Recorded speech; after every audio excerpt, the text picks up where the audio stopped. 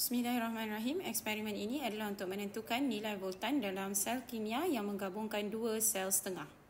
Langkah pertama, sukat dan tuangkan 50 cm3 larutan zinc sulfat 1 mol per desimeter cube ke dalam 1 bikar. Selain daripada zinc sulfat, zinc nitrat dan zinc klorida juga boleh digunakan sebagai elektrolit. Langkah kedua, sukat dan tuangkan 50 cm3 larutan kuprum 2 sulfat 1 mol per desimeter cube ke dalam bikar.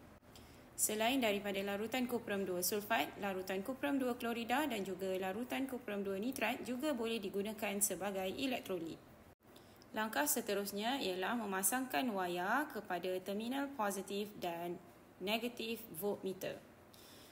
Kuprum akan berada di terminal positif kerana mempunyai nilai E0 yang lebih positif, manakala zinc akan menjadi terminal negatif kerana mempunyai nilai E0 yang lebih negatif.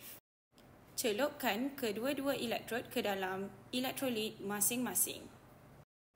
Pada ketika ini, voltmeter masih belum menunjukkan bacaan kerana kedua-dua sel setengah zinc dan sel setengah kuprum belum dapat dihubungkan lagi.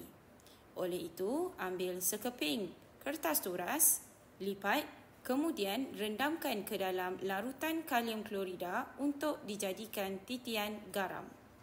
Tujuan titian garam adalah membenarkan ion-ion mengalir melaluinya dan melengkapkan lita. Perhati dan rekodkan bacaan voltmeter yang tertinggi. Ulang eksperimen ini menggunakan pasangan logam yang berlainan, contohnya magnesium kuprum, stannum kuprum.